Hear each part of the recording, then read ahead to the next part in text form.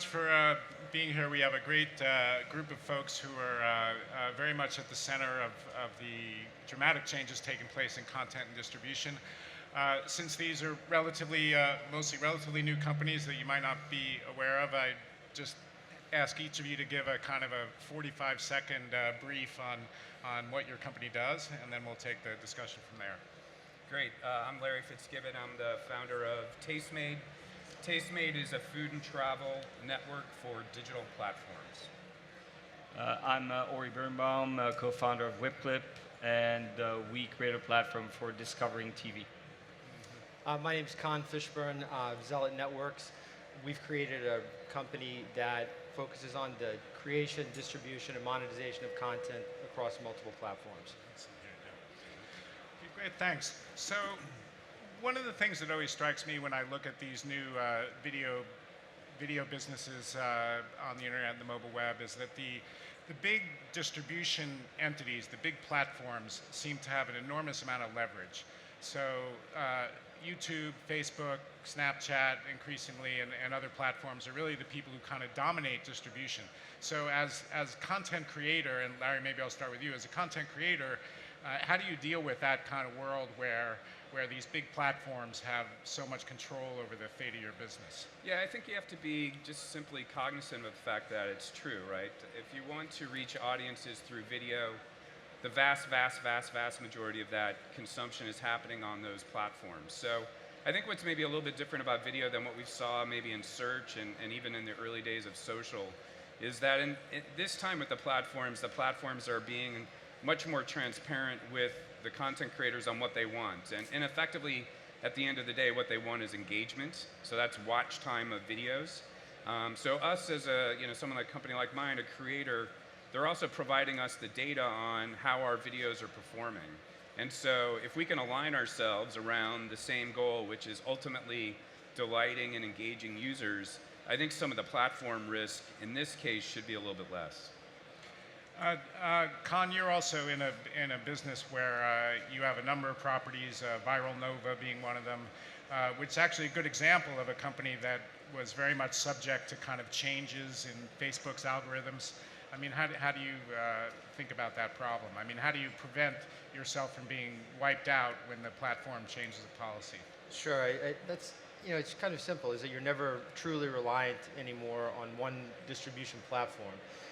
We look at the creation of media brands from the outset as multi-platform media brands, that they can live on websites, across mobile, on a platform like Facebook or YouTube. Our experience, my co-founder and a lot of our team came from Maker Studios. They founded Maker Studios, which was reliant purely on YouTube for its distribution. And even at that business, from the outset, you could tell that the evolution wasn't going to be about one thing on one platform, but around a salient, powerful storyteller across multiple platforms, kind of fitting the format of each of those platforms. So YouTube, for a long time, probably until fairly recently, was really the dominant platform for video. Ori, you're in the business of kind of steering people away from YouTube in a way. What's your relationship to YouTube? Well, everybody wants to be like YouTube, but you have to look at the history of YouTube. YouTube actually started by an embed on MySpace. 90% of the traffic of YouTube started by embedding their content on other websites, and then slowly they became a brand and took over. I think that's what everybody wants to do today. If you can use the power of other platforms to build your brand and then start bringing traffic back, that's where you win. We work mostly with the kind of the high-end content owners like ABC, CBS, stuff like that. And I think if you ask them, it's kind of a hate and fear relationship. Everybody hates YouTube and fears Facebook. For us, it's great. We're there to kind of manage those and tell them, hey, come to us. We're really the nice guys, and we're going to help you out. So for content owners, I believe it's kind of the golden age. There's more platforms than ever, and there's more money to be spent on those platforms than ever. So what about, some people would say that, just a few years ago, you could kind of be your own man, right? You could have your website, you could try to drive traffic to that, and there are different ways that you would go about that, but at least it was kind of your site, and you could have your own policies and your own advertising, and all of that. I mean, is that kind of gone? Is the age of the web sort of over, and content is really just going to be a matter of kind of arbitraging these different platforms to get your distribution? I think it's definitely changing. I mean, as you just, you were just articulating, more and more of the consumption's happening on these big platforms. Certainly people are driving backed into their own distribution, and some people are doing it very effectively. But even back then, right, you were relying on people like Google for search, or even Facebook for social traffic. So I think it'll be a mix, but I don't, I hear your concern about the power of the platforms, but you have to take a step back and think about what they really need, right? They have built these massive audiences. They're very much want to try to figure out how to monetize those. Most of the big platforms see the biggest opportunity is shifting dollars from television now over to their platform. The only way they're going to be able to do that is through great content, I believe. And so that's why companies like mine sit in such a great position, because by and large, media companies, the biggest media companies, aren't really set up to take advantage of this moment. And what I mean by that is the biggest media companies, frankly, are the big distributors, Facebook and the like, and they don't really want to be in the content creation business. And then the other media companies are the traditional media companies, and their companies are not set up to create, to distribute, to know how to distribute on the digital platforms with the right formats. And so companies that are starting now that are focused on that have a great opportunity to build, deep relationships with these distributors. So Rory, you're in business a lot with traditional old content giants. I mean, would you agree with that assessment that they're not really in a position to capitalize on the changes in distribution? Well, it's a little bit like looking at music industry. Is Universal Studios as a label relevant anymore, or are you going to go the route of Scooter and Justin Brown, just build, and Justin Bieber, and just build your brand on YouTube? I completely agree with him, and I think that, and if there's any software developers in the room, if my son would ask me, hey, what should I learn? I would actually say, go learn design or storytelling. I think that's what's important today. People want to hear great stories, and people want to see great products, and technology is there. So there's going to be kind of a wave of new people that tell new stories, and I think that at the end of the day, you'll see the big guys acting a little bit like VCs and trying to take those things. I think a great example, actually, I was just remember, is Netflix. I don't know how many of you know that Netflix just came out with a show called Narcos. And what's amazing about that is 60% of the show is in Spanish. Yeah. So who of the big studios have the balls to go and do a show which is prime time, 60% in Spanish, to the American market? Only someone who knows the data. Netflix knows the data. Warner Brothers doesn't know the data. And as he said, those big guys are just, it's a big data.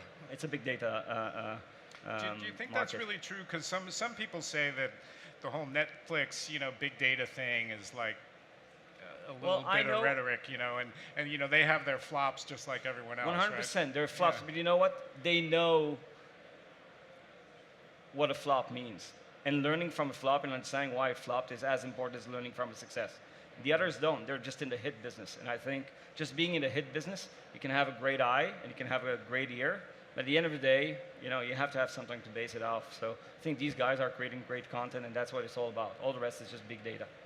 Larry, do you on that point? I mean, in your content creation, how much is kind of gut and kind of creative instinct of the creators versus data?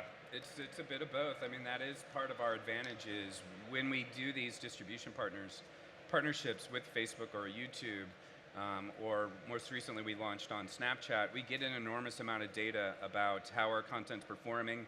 If I go back to that point I made earlier about watch time, how much are people engaging with the content and consuming it?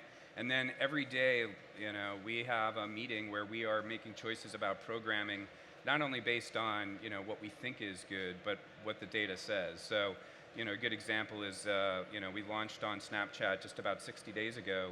We had no data, right? So we had a launch, we put some content out there, but then on a daily basis we're analyzing how that content's performing, and there's some things on our channel now that aren't there, or that weren't there before, and there's some things we were doing that we stopped doing.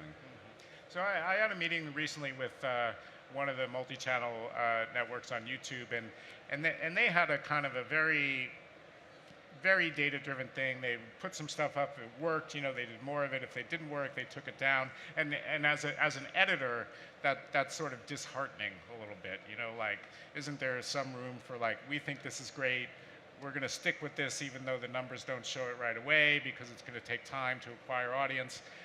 Do you do that? Yeah, I mean, I think for us, one of the ways I think we distinguish ourselves from some of those people in that ecosystem is that we really are a brand, right? Tastemade's a brand.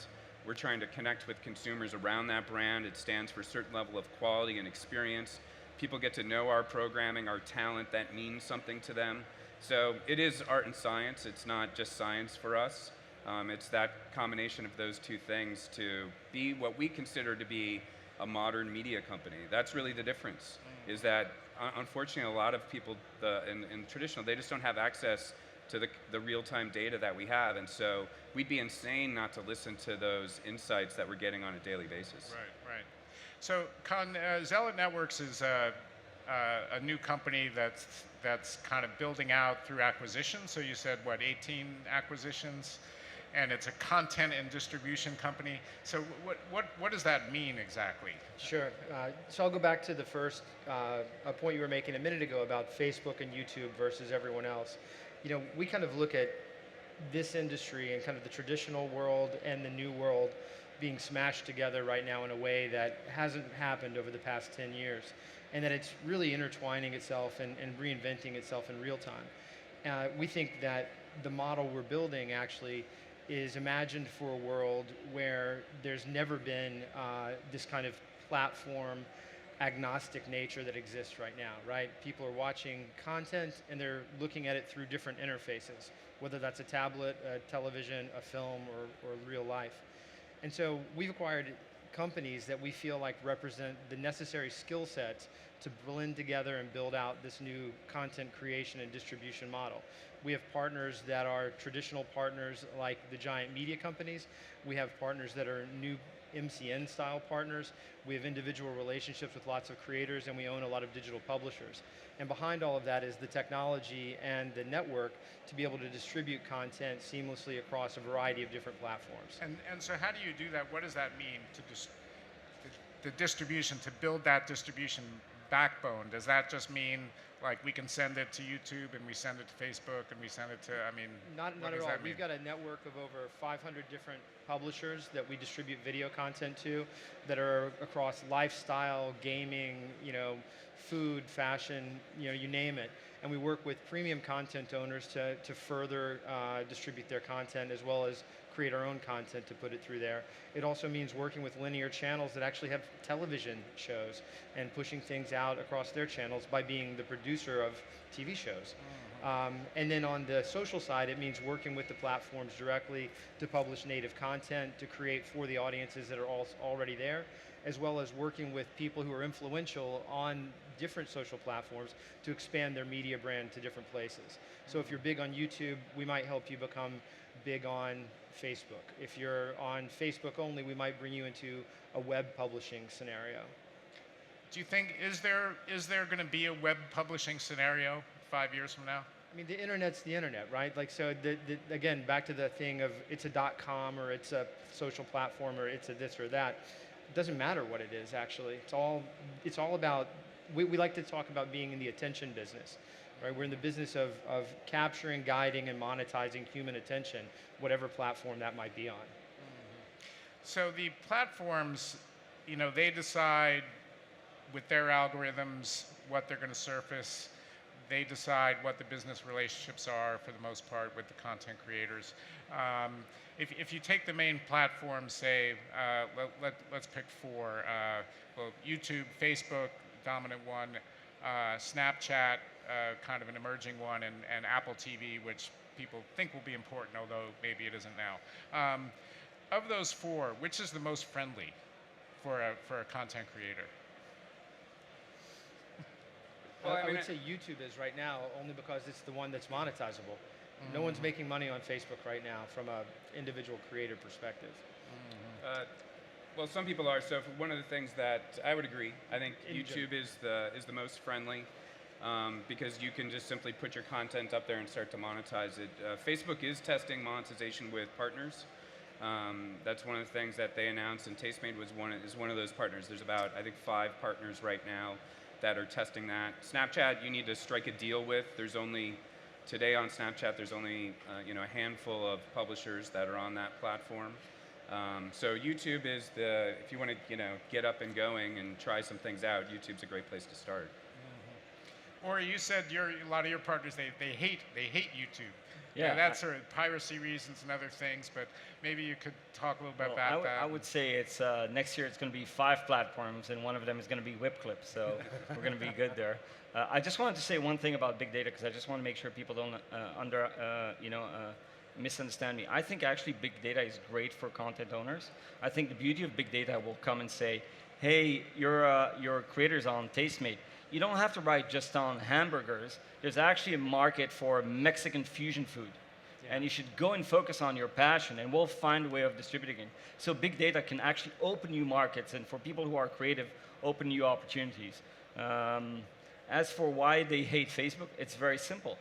They create the content, they bring the people, and Facebook does the money. There's something wrong about that. And I think it's not just about platforms. There's also publishers. And we look at traditional publishers and the Time and those magazines. And actually, I think there's one kind of segment that's going to become bigger and bigger, and that's celebrities. So Justin Bieber has 43 million followers on Twitter. He's bigger than the New York Times. Yeah. When Justin says, I like this show, it might drive more traffic than anyone else. So what you're going to see is kind of also a new layer of publishers, which are kind of the celebrities themselves, and they have huge traction to drive traffic to other places. In many ways, publishers. How is WhipClip a platform exactly? How is WhipClip a platform? So what WhipClip does in a kind of a very 20,000 foot is, we believe bite-sized content is what drives people to watch long-form content.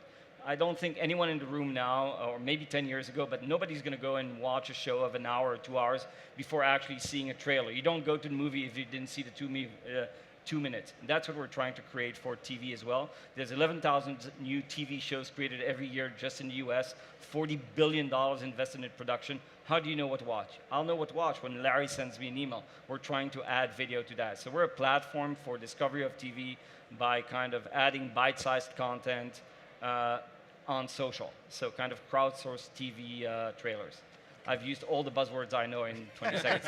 You didn't say ecosystem. Okay, just last question. We have 30 seconds left, but of some of these new content plays, like companies like Vice and BuzzFeed that have been super successful in kind of utilizing these new platforms, do you think those are keepers, or are we going to see a kind of an oscillation, ebb and flow of new companies that are able to best seize the new opportunity? I like to think that if Vice and BuzzFeed and Maker Studios had a baby, that would be kind of what we're building out right now. I think each of them have great examples of where the future's going. Collectively, though, I think there's still some great white space for us all to play in. Well, there was one channel 25 years, or a few channels. There's 18 times more TV channels than 15 years ago. There's going to be 18 times more distributors 15 years from now. So they're keepers for sure. Larry? Yeah, I'd agree. I think it's the very early days for this. What's interesting about those businesses, they are big web companies, right? A company like BuzzFeed has a really large web presence. I think there'll be more pure play video companies that'll be established that will be the channels for this generation, as opposed to the cable networks of the past. Right. Okay. Yeah. Well, great. Well, thank you very much for your time. Thank you. Thank you.